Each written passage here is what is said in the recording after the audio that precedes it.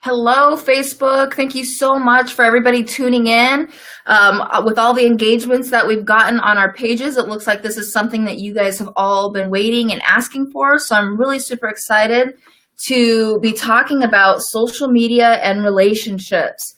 Definitely a big change over the last year with how many people are, doing business online. All of our friend base, all of our communication, everything seems to be on social media.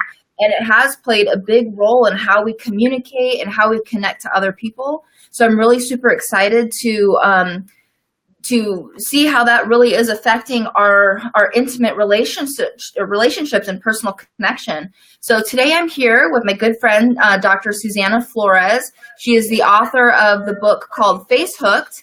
And her and I wanted to talk about, like Facebook and relationships. So thank you so much for being with us today, Suzana. Oh, thank you for having me. Excited about this interview. Yeah. So tell us a little bit about your book and why you got into it, how you got started in this. Yeah, absolutely. A few years back, I was in private practice in Chicago, and little by little, I started noticing a change in my clients' clinical presentation. And it was this thing called Facebook, right? And so they were beginning to notice, or my clients were beginning to notice changes either in their friendships, negative interactions with partners affecting their relationship. They would sabotage their jobs by posting a vacation or something that wasn't supposed to be on there. I could go on and on regarding like some problems, but more importantly, I noticed that their mood was beginning to change based on certain interactions, right? So when I would ask someone like, well, why don't you just take a Facebook vacation? They stared at me with the deer in the headlights look, like, are you insane, right? And I said, okay, well, I better look into this. And once I started to do some research on the power of social media interaction, I was beginning to tell my colleagues, like, this is going to be a thing. This is going to be the next big wave of what's affecting people. And so I got some yay and nays or so, but I decided to do my own research and just ask people, like how this is affecting them. And a funny story I have is like, it's in the middle of Chicago winter.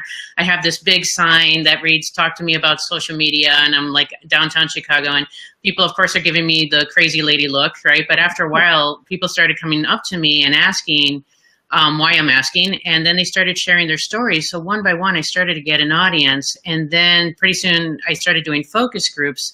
And shortly thereafter, I started to post my questions about how social media affects our emotions, relationships, and lives to the Facebook audience itself. And over the span of 3 years, I just got an influx of people just telling me both the positive and negative influences on how Facebook, specific, Instagram, all of them, like, how they're affecting them in different ways.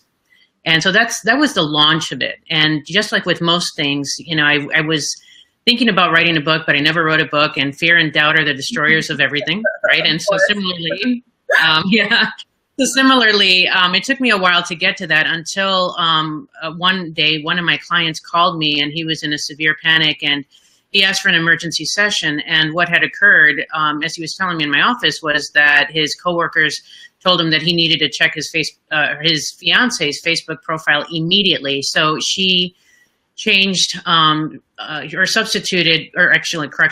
changed her relationship status from engaged to in a relationship with, and substituted his photograph and name for that of his best friend. So I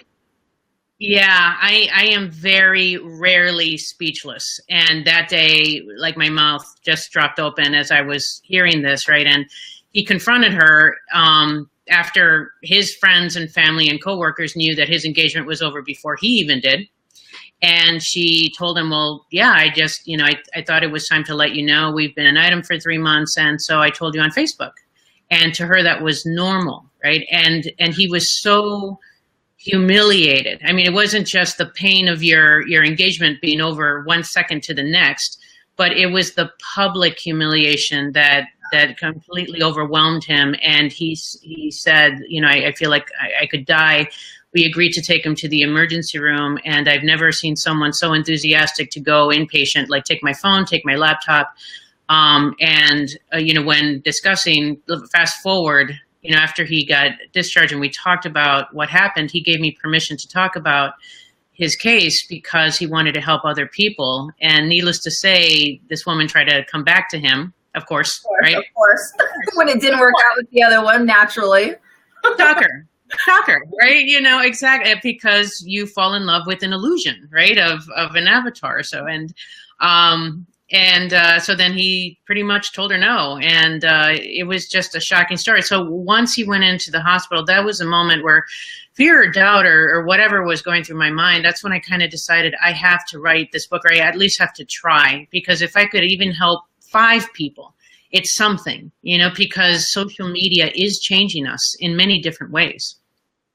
Yeah, I mean, I love that you did that, and just really shining a light on it, because it's just something that it's just part of our world these days, just like food and water. If people aren't on social media, you're like, what's your problem? Why aren't you on social media? And for me, I kind of grew up kind of fast, so I was a little slower to the boat to get onto the social media. And when I started dating after being out of a relationship, of 15 years, I was like, it really was such a different beast. And what's also happened, in my opinion, is social media has become a place of people all around are just an audience for us. We're just kind of showcased here.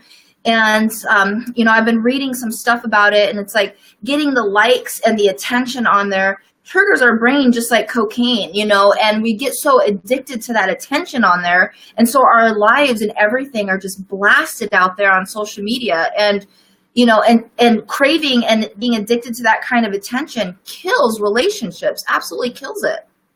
Well, absolutely, because, in times past, we had a greater understanding of what was private and what was public, right? Mm-hmm. So what happens in the bedroom, private. What happens in the mall or grocery store, whatever, that's public. But because of the nature of social media that encourages us to share more and more of ourselves, especially with younger generation, we'll get to them in a bit, like millennials, digital natives, they don't understand what privacy is. And so that's just one of the facets of how relationships are being affected.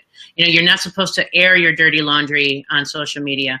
You're not supposed to change your relationship status or so, at least not before you discuss it with your partner, Right. Right. And so we have, as you put it, we've become performers, and our friends are no longer our friends. Our friends are our audience. And we are willing to give up more of ourselves as long as we can continue to perform, and as long as we continue to get validated from other people, because no longer are we seeking the internal validation. We're listening to the outer noise, and we've put a blanket over our inner power, our inner strength, our inner voice. So we're just seeking, please show me what my worth is. Please show me that my relationship is important. Please validate me, and that's guiding our relationships currently. Yeah, most definitely. There was a show on Netflix, which this is really what sparked my interest in this particular topic. A show called Black Mirror. It's like the modern day Twilight Zone. And there was an episode. Did you see that? Yes, I did. Yeah, yes, that episode where she was, where it's like your credit score, your likes and how much what your points are on social media is how you're able to live in a certain neighborhood, or being able to be friends with this person or eat at this restaurant. If your score is not high enough, you're not able to attend these certain things. And it was like, and it's so true, because that's really how we've gotten. We really, our self-worth, like you said, is validated through how many friends and how many likes or comments we have on a Facebook post. Yeah, I had a friend of mine not too long ago get angry at himself because he didn't post about his workout. And so I'm just like, it doesn't matter. You worked out, you exercised, right? And he's like, right, but it doesn't count. It doesn't really count, because, and I'm like, what do you mean it doesn't count? Other times, I would call my friends that are very close to me and wish them, a happy birthday, actually calling them, right? And some were grateful for that, and others were redirecting me to their wall, like, hey, but how about you post it on my wall? Right? Oh, yeah. And it's not age specific. I've had people who are like 40 something years old that would ask me to like a post because they need at least 10 likes, right? And so they didn't reach 10. And I'm like, what am I liking? And they're like, it doesn't matter, just like it. And I was like, you do know I wrote a book about this, right? I'm the last person you should be asking about this. Exactly. And so, yeah, things have certainly turned in different ways. So. Yeah. If any of you guys watching have any like comments or questions, or you guys are going through something you want to ask either myself or Susie, yeah, we're super happy to answer anything. I've got a comment here from a friend of mine, Mina, who she says, a guy I'm dating is on social media, public eye in the news. He doesn't want me to post anything at all about us. He says I won't post until I'm married. What is the best way to feel okay with this and not feel as if I'm hidden? What is your take on this? She's sending you that message because she's not feeling okay about it, right? And a relationship is about two people being okay with parameters. You know, these conversations need to happen in private, of course. You know, like, you know, what are we comfortable with? What are we not comfortable with? How long has she been dating him? 7 months. 7 months. Okay. I could understand if it was a month, right? Maybe two. This is 7 months. I am a big believer that if you have to hide someone on social media or someone has to hide you in a relationship, then you should not be in it. It's direct and it's blunt, but it's absolutely true. Because if they're hiding you, then what else are they hiding? Or relationships are a part of life, and if someone feels that it is time, or let me get my thoughts together here. If someone feels hidden in a relationship, then as the caring partner, you want to rectify that. You want to say, I'm not that comfortable. I'm going to work through my discomfort, and I'm going to post about a relationship because I'm proud of it, right? And if there's a breakup, there is a breakup. It happens. It's part of the journey. It's part of the journey. And, I understand that he's in the public eye, so am I, so are you. But people are able to relate to us better when their experiences are human, just like everybody else's, and at times it does require a little bit of transparency. I'll never forget this. And I have no idea. I didn't realize it at the time, because this was so long ago, it was several years ago. There's an author and public speaker, Glennon Doyle, and she started her business off of her blog. She started her business off of a blog based on her marriage and her relationship. And so she was writing all this relationship advice, and it was all about, her beautiful marriage that she had. Then all of a sudden one day, she finds out that her husband has just been cheating on her. And, her relationship was very public. It was all over People magazine. It was all over the place, this big old public split. And I didn't even know this woman at the time. It was long. It was so long ago. And, for some reason it always stuck. And once I came up with this business, and as we were getting out and becoming more public, that came back to my head. I was like, oh my gosh. And she went into this huge depression. I can't even come out of, my house because people are going to think I'm a fraud. I'm going to think I'm this.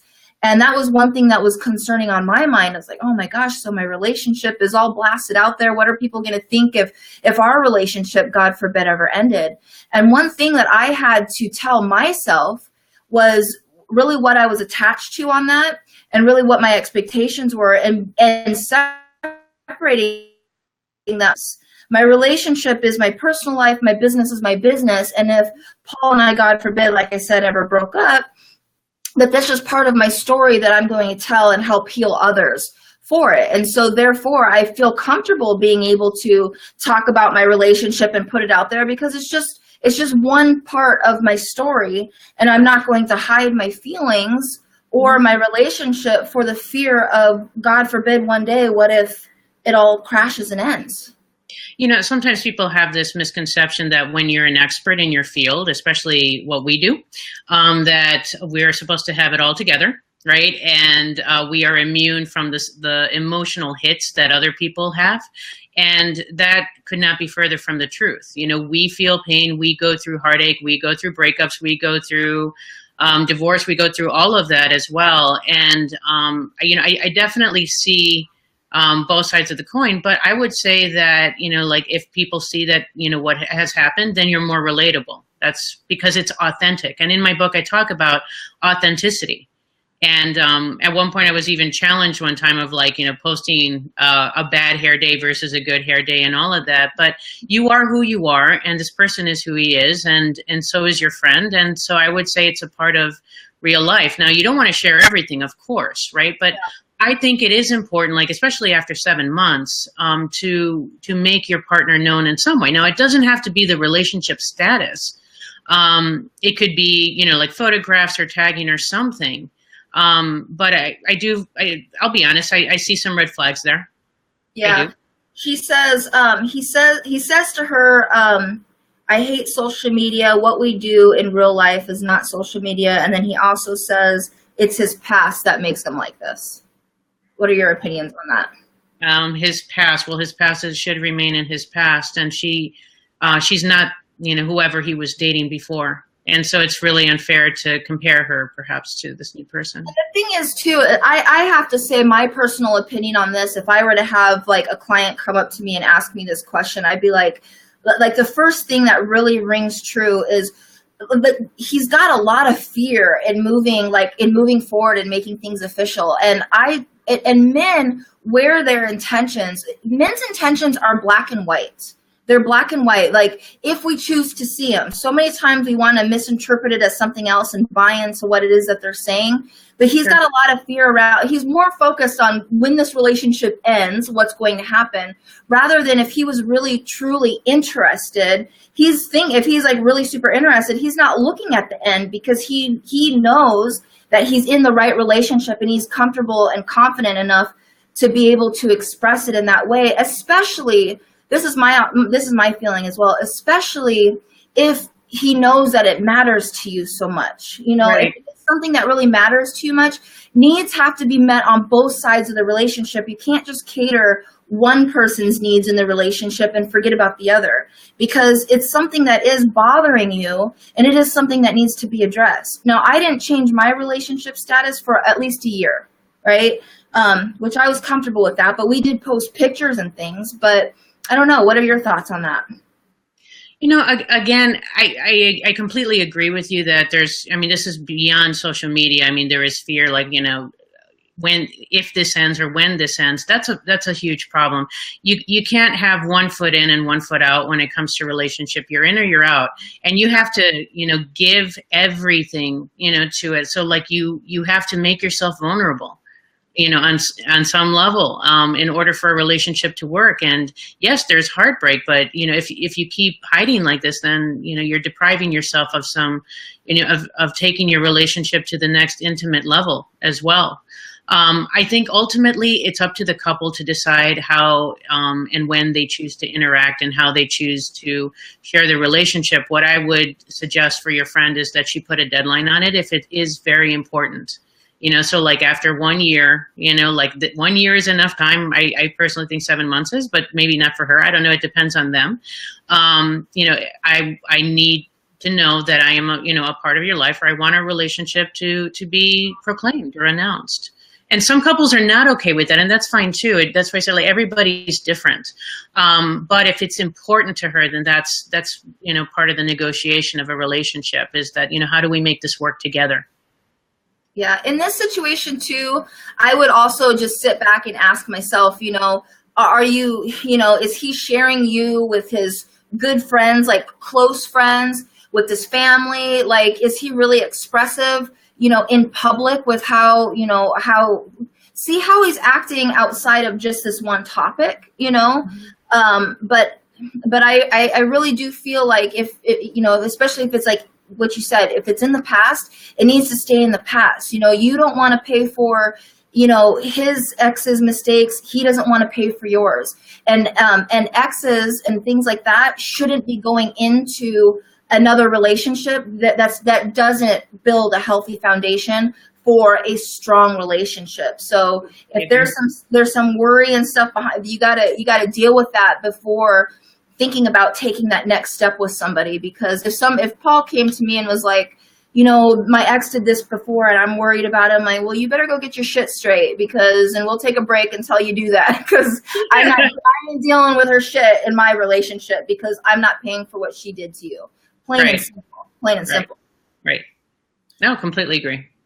All right, and so let's see here. The other, and thank you so much. We've got a lot of shares on this video, so I appreciate that. Thank you very much. Diane, she asks about online dating. How do you feel about online dating? She already knows my opinion on online dating. I would love more than anything to hear your opinion. I'm a fan. I think that, I think that there's a lot of people that meet online nowadays. I mean, life has gotten more complicated. Life has gotten busier. Women have become very busy in their careers as well, men too. It has made life easier. I mean, like, there's plenty of benefits to social media, and there's plenty of benefits of online dating for individuals that, you know, either got tired of the bar scene, right? Figures that it doesn't work. But just like anything else, you form impressions on social media, and then you have to form impressions in real life. You can't, I've just heard so many cases where people spend a lot of time on interacting digitally, and then they are in for a super shock when they meet in reality, right? And so I think if the interactions begin online, then shortly thereafter they need to move towards telephone. Now, notice I said telephone, not text. Exactly. Right? And that's a very strategic point for me. I think that there is too much room for misunderstanding and misinterpretation and false assumptions when it comes to digital expression in relationships. So as a golden rule, my suggestion to people is no texting for the first 3 months. And once again, I get the deer in the headlights look, are you crazy, right? And I'm very serious about it, because it's like, you can call me and ask me for a date. Thank you very much, right? You don't text me with that. It's also a matter of respect. And I think that most interactions are more genuine when you can hear the tone and the inflection of a voice. And all of that can make a huge difference, of course. So that's my take on it. Like, you know, I think that there are good online experiences, and there are bad online experiences, but the same can be said about meeting someone in real life too. And so what's your take on it? Yeah, I mean, I agree with you. I love that no texting for 3 months. And I remember when I was single, and when I would meet somebody, and we would, like, if I did especially meet them online, they would text, and then they would, if a guy immediately, like, after you kind of get to know each other for, like, you know, have a conversation or two online, can I have your phone number? And when they would call me and then not text me, I was like, oh my gosh, that is like, I just the character in that I thought was just amazing. And the two men that had actually done that were the two men I had, you know, a really good relationship with. My opinion on online dating is that the statistics out there are really low for an actual, like committed marriage relationship. Only 5% of people who meet online actually get married.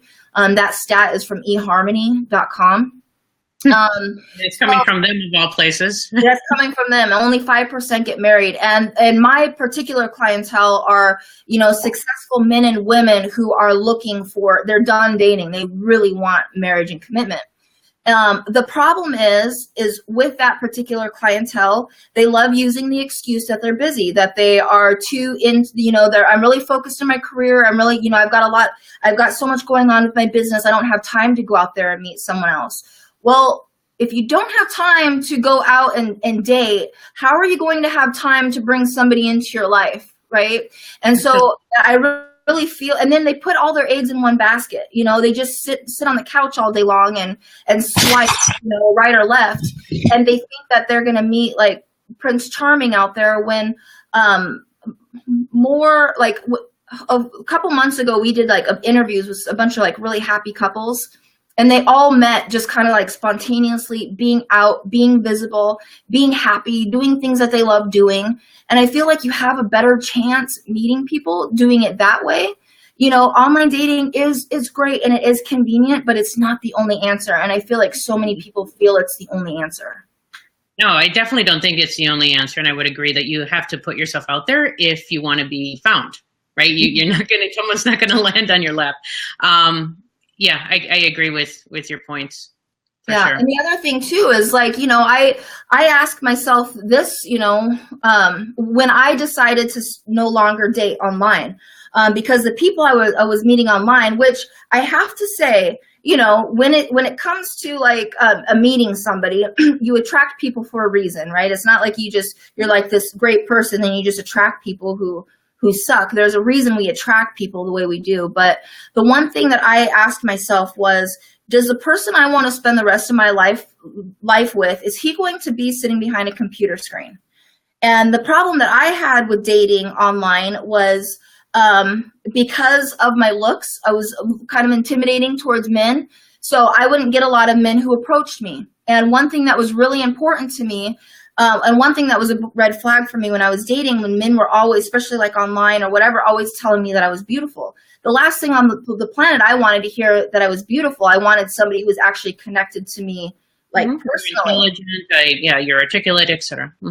Exactly. So I asked myself, is a strong, confident, ambitious, driven man going to be sitting behind a computer screen trying to pick me up? The answer to that was no. So I was like, you know what? I'm no longer looking online. And I had better dating experiences, honestly, when I stopped looking online. And also to play devil's advocate, there are strong, confident men also like, behind a screen looking for women as well, right? Mm-hmm. We hear some success stories as well. So, again, it has worked out well for others. And that's Yeah, we've got Paul's cousin. He met his wife online. There are definitely success stories, but yeah, I met my partner online.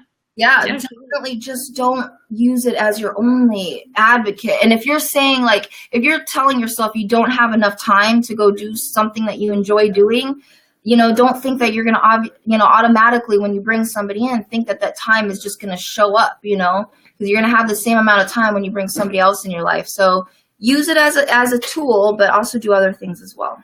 I interviewed a person who told me that he at one point tries to date, I think, like 12 women at the same time.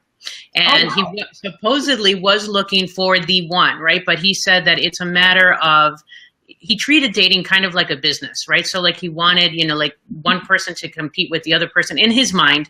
Well, if it doesn't work out here, then, she's better at this and she's better at that. And I'm like, when it comes to matters of the heart, you cannot treat them as a business. Like, I understand your mentality for business. It's not going to work that way because at that point, your mind is too clouded by too many people. You're swiping left, right, everywhere, right? And you're not giving yourself the time to really give someone a chance, one person a chance before, immediately dismissing someone for some a supposed character flaw or so. And that's the other problem. Like there's too many options perhaps, like, on the sites or, like people are literally in your face, so to speak. And so that can also be a problem too, is that, you don't give enough people a chance. Oh yeah, I feel like so many people go into the online dating, and not just online dating in general, but especially with online dating, they go in there looking for a concept, not a person. The grass is greener on the other side. Let me see if this person doesn't quite meet my checklist. If I swipe 5 more times, this person might have all of the qualities I'm looking for. And then also, your logical mind can't create the right person for you. What we think we're compatible with is not really who we're truly compatible with. Paul and I are the exact opposite. Like on the inside, on a core level, we're very much the same, but everything else, I would have never logically chosen him. I've never logically chosen him. Mark and I are pretty different too, and but see that you had to sit with it for a little bit, right? You're just like, okay, this is different, and as it turns out, that can turn out to be a really good thing. But it's a matter of putting in the time and the energy and the attention of, trying someone on for size and giving them a chance. Yeah. I think you and I have like the same friend. My friend was like that too. That's one of the number one thing I think that successful men have a problem with in relationship is trying to treat the relationship like a business. And it does not work that way. Like that's the biggest thing, trying to take some of the concepts of running a business, like, setting goals and having clear intentions and things like that. But other than that, like, it just doesn't work. And one thing too, I have a friend, that same friend I'm kind of talking about. He bought this like bot program on this online dating site. I think it was Tinder, or it might have been Tinder or a different online program, where it literally just sent a bunch of messages out to like 1,500. I think the cap was 1,500 women a day. And then he sent the bot out there, and then whatever woman responded back, because you can't contact the woman without them, accepting it or something. So he would send 1,500 messages out a day, automatically. And then he would just, ask whoever like bit back. I was like, are you freaking kidding me? This is what you guys do. He was like bragging about it and showing me this bot program that he had. Like, yeah, how many digits did I get? Right. Through a program. It's not even him, it's a program. Right. And so not really good bragging points right there. Yeah, no, not at all. Not at all. So I hope that helped answer some questions on online dating. I know we talked about a little bit. We wanted to talk about it's complicated. Okay. Yes. I get that question quite a lot. Like, when to post it's complicated. I am in awe of the relationship status feature, because it has so much power, right? And we've covered a little bit of that already. But even for ulterior motives, the relationship status feature has power. People use it to hurt people. People, obviously, based on my first, story, and people use it to manipulate as well, to confuse people, to throw people off. My take on it's complicated is that's code for I'm in a relationship, but I'm willing to cheat. Yeah. Okay, because why would you say that? And yes, relationships are complicated. We know this, right? That's not something that needs to be announced, but it's going through the trouble of strategically letting the world know that you are in a complicated relationship currently. Whereas before, let's say you're in a relationship and now it's complicated. What message are you sending? The message that you're sending is that there's instability in the relationship. And once again, that is a private thing. It's not meant to be public. And there's usually ulterior motives there. Yeah, totally. I like the thing that was like, you'll see people with, I'll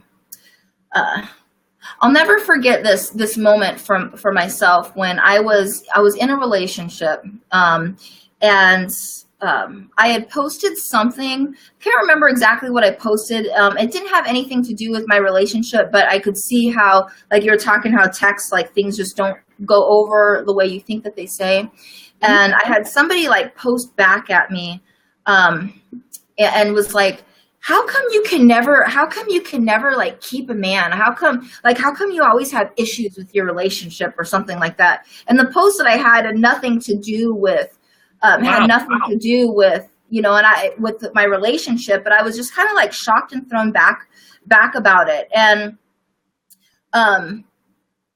I forgot the question I was going to ask on that, but we post like all these relationship status and everything about our relationship. One thing that I've been also looking at is like things like never to post about your relationship on Facebook. Many of them I didn't really agree with. Are there things that you personally feel like about your relationship should not be posted on social media? Again, I think it's a very individualized decision.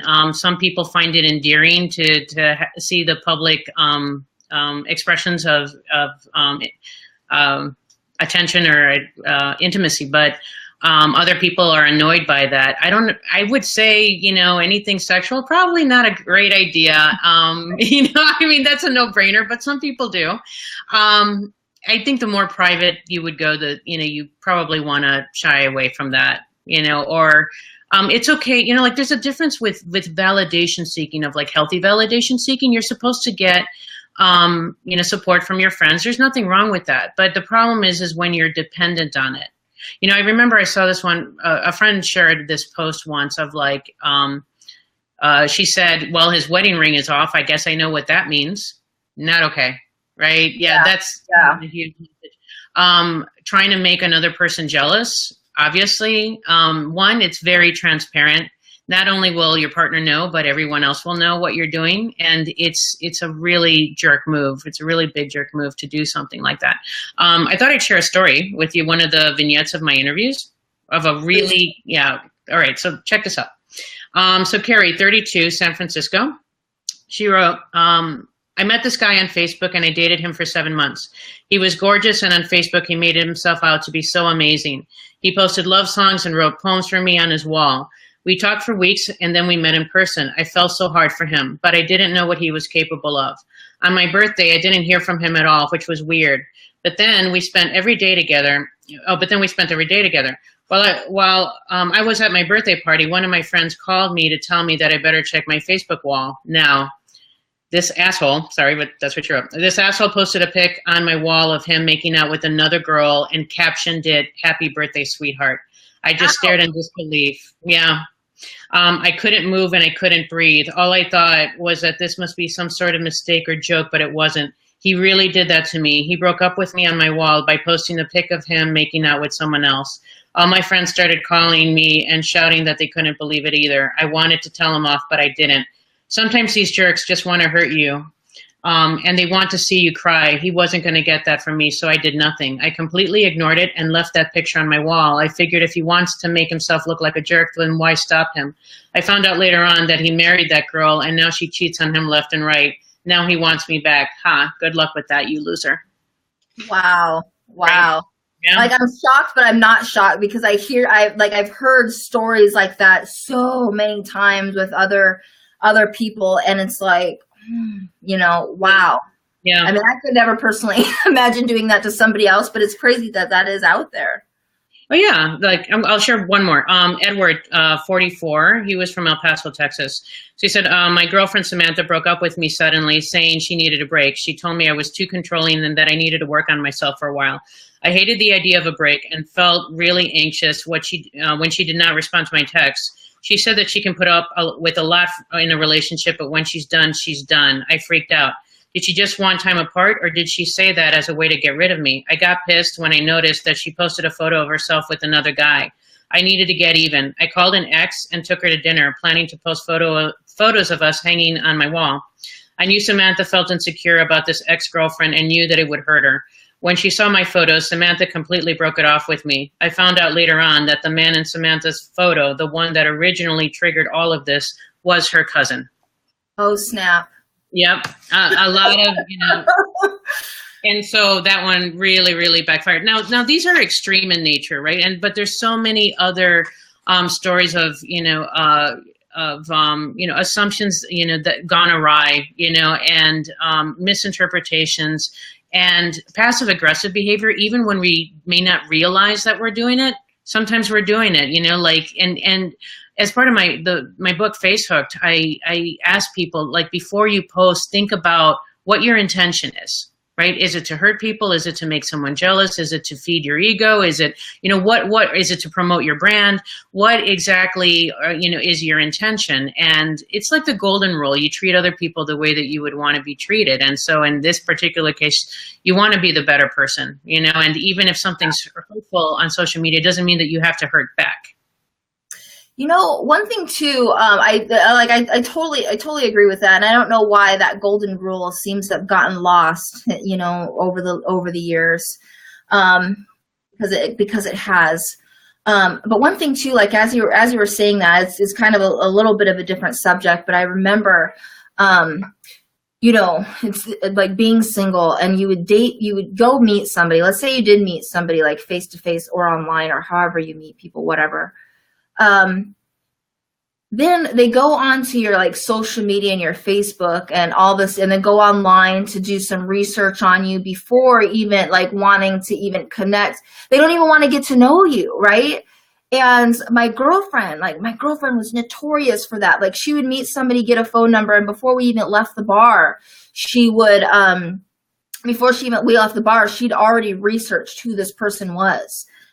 Jeez, I never did that to myself. I never did that to anybody personally, because I didn't want to have like any preconceived notions on like that are preventing me from getting to know this person. But I know you've probably seen that just a ton. Absolutely. And not only are they preconceived notions, they're preconceived false notions in many cases. Like we post the photos of the New Year's Eve party, right? We don't post photos of the hangover the next day, right? We only get to see, stuff that is enhanced or edited or carefully crafted or deleted based on what someone wants to express to us, right? So basically, these friends that are doing, this recon or the research, you're getting an idea maybe, right? But what you're really getting is what the other person wants you to see. It has nothing to do with reality.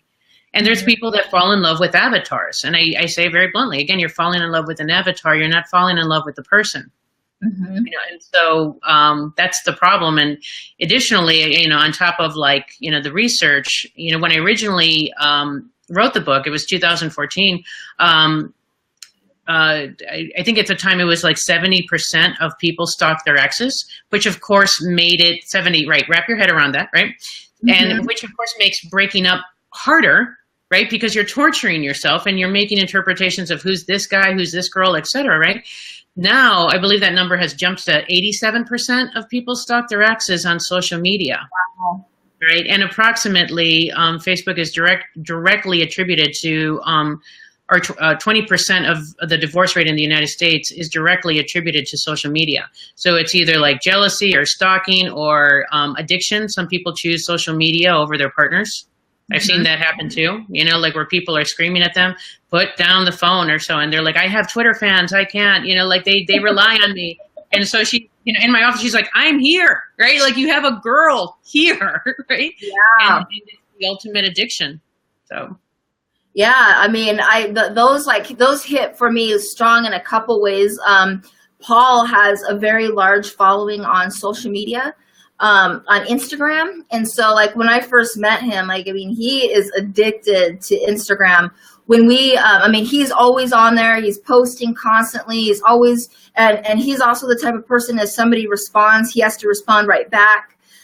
He's everything, our entire life, literally. He just posts on social media. And when we were in Japan, last year, because he was living in Japan for 6 months, and we hadn't seen each other, in 3 or 4 months or something. And everywhere we're going, he's freaking posting on social media. And I was so pissed because I was like, put it down. And it was such an addiction for him. And it was something that caused so many arguments in our relationship. And he's gotten so much better at that, because he didn't want to deal with the nagging girlfriend all the time. But it affected our relationship big time because he's constantly on there checking in on his followers. And I was like, when you're with me, you got to be connected to me. I'm not married to your Instagram account.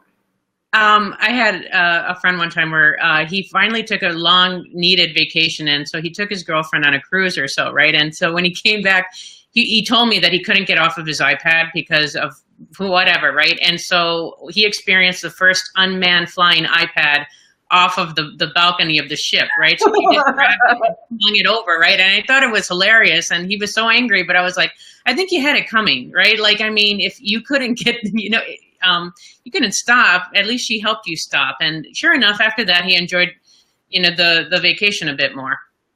But yeah. And then the other thing too that really irritated me is like being able to just enjoy experiences.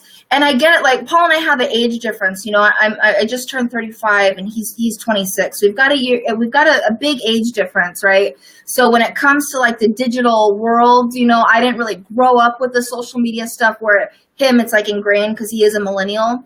Right. And so for him, everywhere we go, it's all about taking the perfect picture, for social media or something. And so we'll take, when we were in Japan, I think he took 1,500 photos, 1,500 photos, every second was stop, let's take a picture, stop, let's take a picture. And I'm just like, good Lord, can we just enjoy just being here, enjoy our time together? Right, oh my gosh, it's crazy. Yeah, it's a matter of balance. And some people, just post to post or something, which is also after a breakup, people are shocked, right? You guys look so perfect. You guys looked amazing. What happened? No one ever knows what happens behind closed doors. Yeah.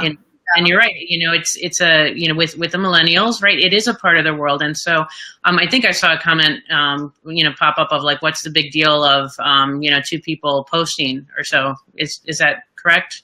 Let's see here. What's the big deal about both partners posting about their relationships? Should it matter if one doesn't always do it or want to? All right. Yeah. You know, I had a client one time where she mentioned that she was happy in her relationship in all facets, right? Very, very happy in her relationship, but he didn't post enough, and she ended up breaking up with him because he didn't post enough of that. And so that's an example of perhaps an extreme decision based on the validation, seeking behavior on social media. It's like, and I did try to talk to her, like, look, you're happy, right? Now I could understand if, again, we go back to the I need to hide you on social media, which is very different, right? But, you shouldn't, rely, or the worth of your relationship should not be based on social media, for sure. Yeah, I mean, it goes back to what we said before. Look at how your partner shows up for you in all other areas, of your life. Like obviously I just explained how important social media is to Paul. Social media has grown to be important to me because, I've got an online business, but if I didn't have an online business, if I didn't have a Facebook account, I would be the happiest person in the whole wide world. Like, I just do not like being on social media. And I'm like always complaining to like my coaches and stuff. I'm like, well, I do it because I'm forced. I don't have a choice because that's, the vehicle I chose to run a business on. So there you go. Any business nowadays has to have a social media, presence. And so I'm living paradox too, right? Like I'm telling people, try to take a break from social media. Like I wrote a book, Facebook, right? Or something, and I'm on it or something because I'm living, and as I am a fan of social media. I actually am. I find it, anything like, pop psychology, anything that, motivates the masses intrigues me. But I just want people to use it responsibly, use it intelligently, right? So use it to enhance the happiness of your relationship, not to embellish it or to show off something that's not there, or using it in a manipulative manner. That's probably the difference. It's supposed to add to your happiness, but it's not supposed to, yeah, Facebook in itself, like there's nothing wrong with social media. It's the way that we interact on it. Like Facebook doesn't hurt people, people hurt people. Exactly. I'm going to ask you a question because I think because it came to my mind, I'm assuming that there's other people out there who might be dealing with the same thing that I've been dealing with. So I was in a relationship a long time ago. It was a very bad relationship, but also ends up being, my baby daddy, right?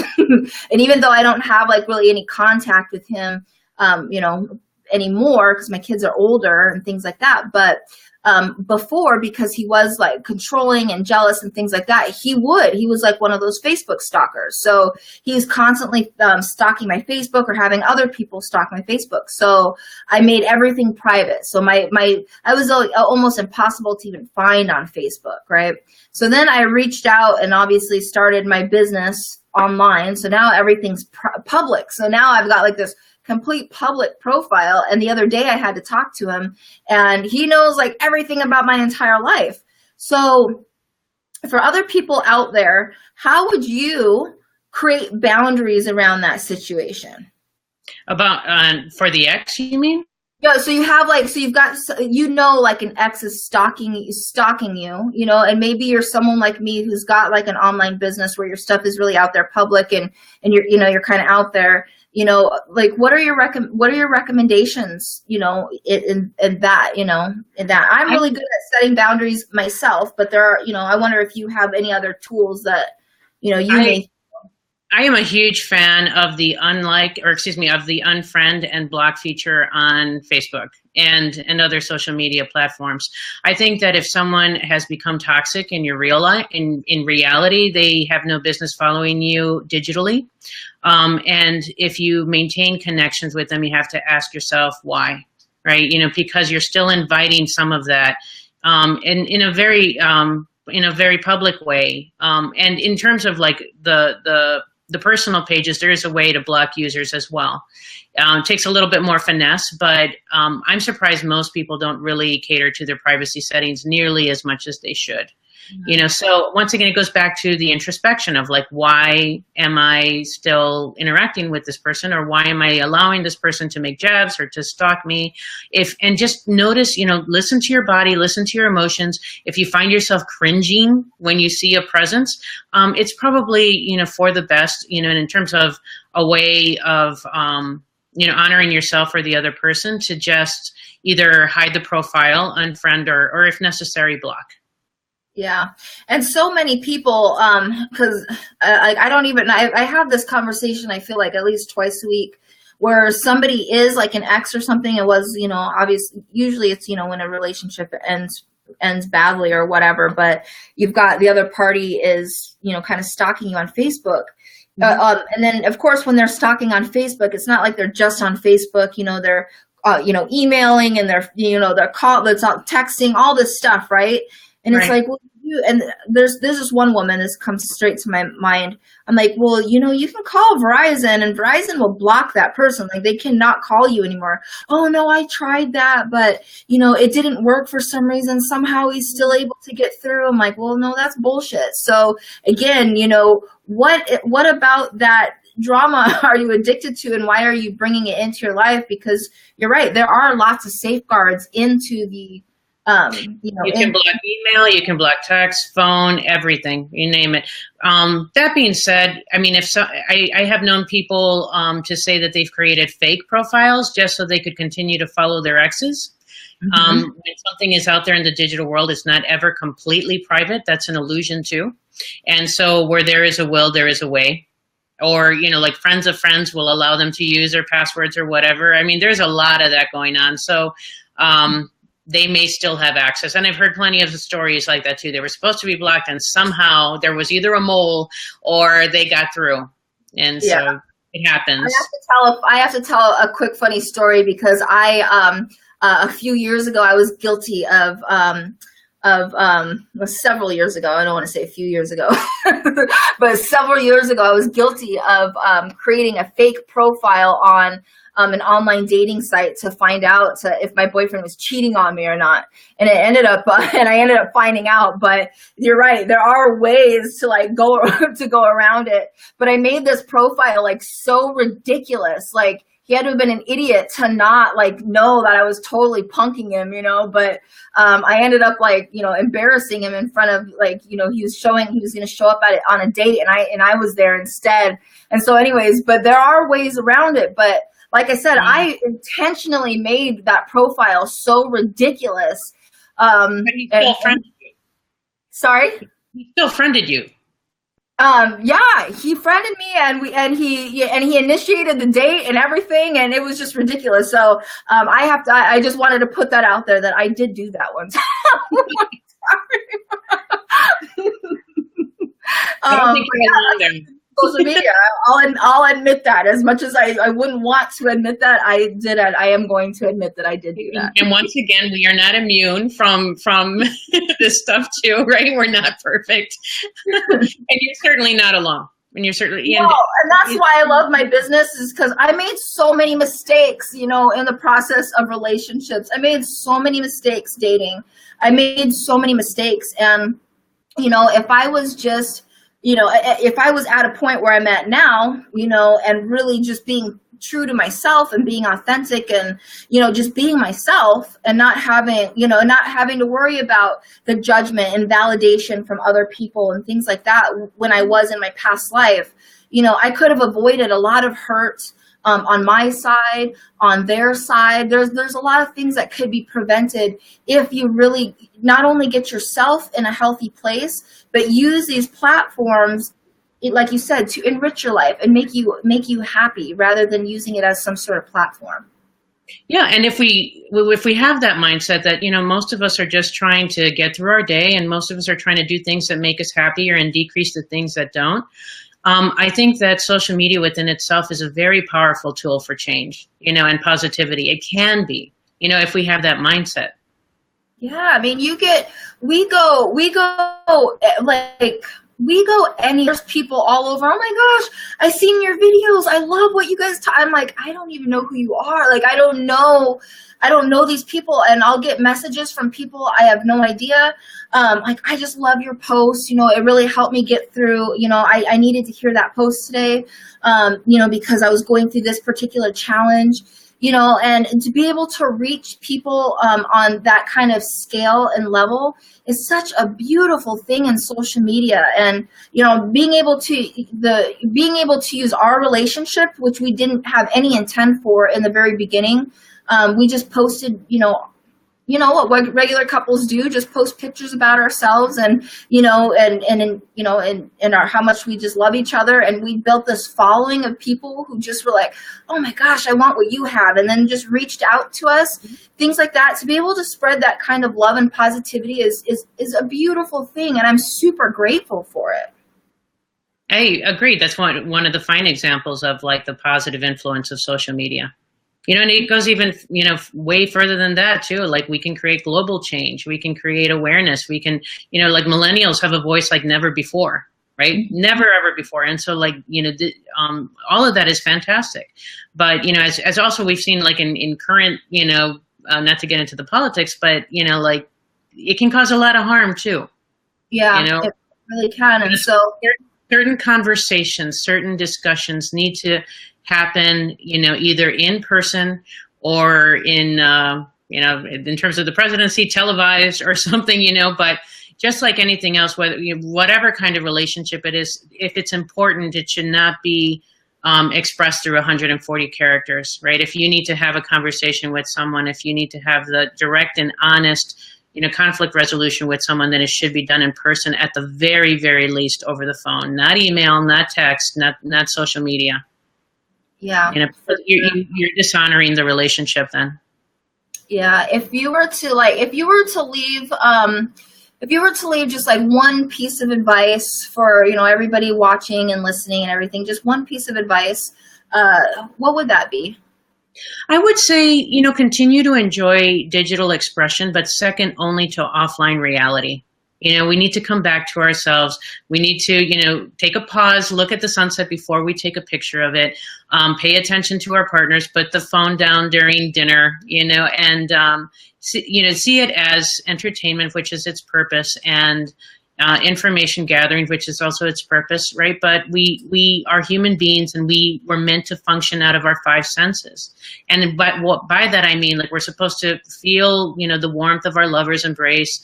We're supposed to like see something beautiful, smell, a beautiful or a wonderful scent, and we need to come back to that because that's the way that we were meant to function as humans. Digital expression has its place and it's wonderful, right? But we can't get everything that we're supposed to get simply by social media. We can't. And so it has its place, but it's only a part of our world. It's not supposed to be its entirety.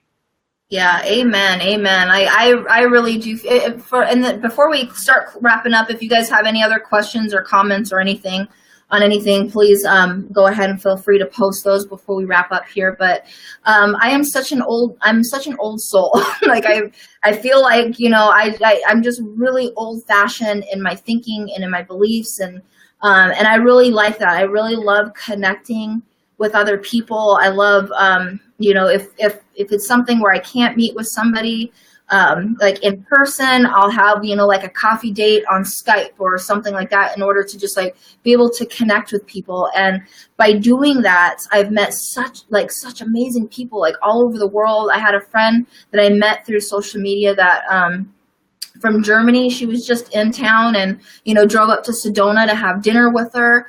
Another friend from Canada, like just being able to just get back to that connection, being able to, just communicate with people one-on-one. I love that.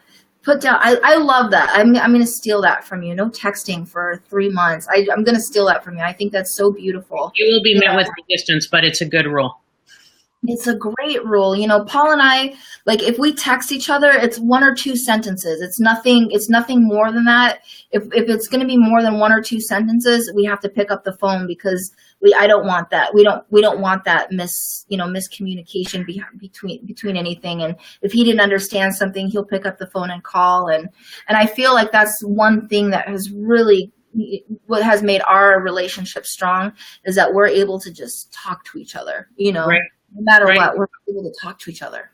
Yes, exactly. Right. It seems like common sense, but a lot of people don't do as much of that anymore. No, my daughters and I went to this restaurant for lunch one time, and we had the greatest time watching this first date. And I actually just talked to my daughter about this the other day. This couple was on a first date, and the guy the whole time is on the phone texting, and she's Wow. talking and talking and talking and talking. He hasn't even looked up at her one time and said a word. He's like, mm-hmm. He's looking at people walking by. He's texting, and she's talking. Like I don't even think he ate his food. Like it was like the craziest date. And my daughters and I are just like, what is going on? Like we were like done eating, but we still stayed there just to watch it. And that's really He was probably doing updates on how bad the date was, apparently, or something. and and for me, if that happened to me, I'd be like, well, it looks like you've got something more important to do, so I'm out of here. Right. Give the guy the check. I'm out the door. Like, but are we just like numb to it? Are we numb to this kind of behavior? Like, has it gotten to that point? I think so. We've become programmed to believe that, it's the push notifications and the mobility of social media. So like if it wasn't for the smartphone, I don't think it would be that bad, right? But because, the smartphone has become almost like an extension of our arm, it's always within arm's reach, right? All you have to do is look at a table during a meeting or whatever. Everybody's cell phone is right there. And so we become programmed, like when there is an alert or so, that the phone takes priority over the person in front of us. And so that is becoming a thing, right? And again, my book, Face Hooked, it's not a get off a social media book. What it is, it's just, an alert, right? For us to become aware of these changes so that we can make different choices. One of my suggestions that I give is like, let's say it's you're at dinner with friends, everybody puts their phone in a corner. And you're going to see a lot of anxiety because people are not used to it, right? And the first person to reach for their phone for any reason pays for the check. It's fascinating. You should try it. And you'll see how many people's eyes dart to the corner where their phone is because they're experiencing withdrawal. Yeah. They say you check your phone a minimum of 137 times a day. Yeah, that sounds about right. Yeah, that's crazy. I mean, something. For one thing that we did, I was like, geez, because I never is so used to checking. But like I said, since I've got my businesses online, I'm constantly checking. And I was like, and I noticed one time, I was like, what am I doing? Like, why am I doing that? And so I turned off all the notifications on Facebook, so I don't have any notifications. My iPad, that I'm on my iPad most of the time, I've got a little sticker here that says turn it off. So if I feel compelled, like if I'm in the middle of something, because I use it as a distractor sometime, I'll like, oh, nope, turn it off. I don't need to look at it. It's not important right now. So it's like those things you can do. Yeah, be more connected with people. So you sent me the link to your book. So I'm going to post that link on my Facebook page and also on this video, because I definitely want you guys to read the book and learn how to be more connected with people, because so many of you guys are complaining, myself, complaining about relationships. Why are relationships so disconnected? But that's because as a collective, we've become disconnected. As a collective, we're, right. And it's time to get a little bit more centered so we can start moving in the right direction in all areas of our life. And I think what you've done and all the studies and the stories, because you've got some really amazing stories, I think they need to be heard, they need to be told. And so I'm super excited. I'm definitely going to read the book, and I hope that you guys do as well. Like I said, I'll post the book. And how else can they find you, Susie? Honestly, if you just Google Face Hooked, you will be redirected to either my page, it's drsuzanaflores.com, or to any of the articles that I've done on social media and relationships, and Amazon. Amazon is the easiest way to find it. Sweet. All right. I'm going to post that. And definitely we're going to be doing more of these conversations, because I mean, we talked for an hour here, but I feel like there's so many things that we could still talk about. We could probably be on here for another 5 hours. There's so many things. I'm like, oh, this came to mind, this came to mind, this came to mind. But, we don't want to waste too much of your time. So we'll definitely keep this ongoing, this conversation ongoing. So if there's any conversations or things that you guys want us to address the next time we do this, shoot either myself or Susie a message, and we'll definitely cover it in the next one.